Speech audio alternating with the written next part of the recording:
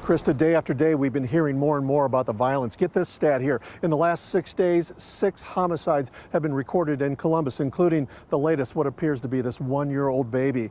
You know, it's that scene and other scenes that we've been reporting to you over the past several months here that the city had to implement programs to try and find ways to slow down the violence. But so far, it's been a real struggle. Columbus is on a record pace for murders, already recording 113 for the year.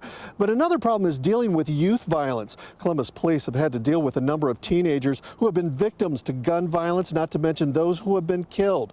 So far this year, there have been 11 people murdered under the age of 18 years old in Columbus.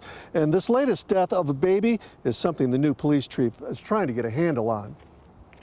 It's tragic and it's unfortunate, and it's something that we absolutely have to deal with. Unfortunately, this was a domestic situation that occurred inside of the home.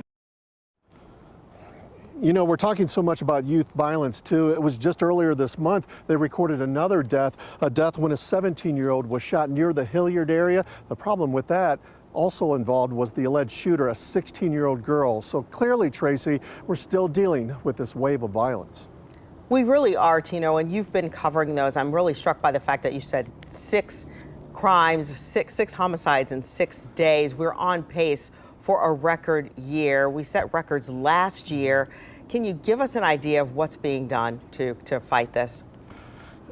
You know, what's interesting about that too, Tracy, is that early in the year they announced a crime initiative for the city of Columbus. Matter of fact, Mayor Ginther announced that he was going to try and create jobs for youth to try and get them off the streets. They were also going to create bike patrols, get them in high crime areas to get more police presence. And even the latest with the new chief, Elaine Bryant, she announced a safe parks program, putting 30 police officers in parks to try and keep them safe. Well, is it working? Well, that's yet to be seen, but clearly by the latest statistics, Tracy, we've been seeing things aren't going so well.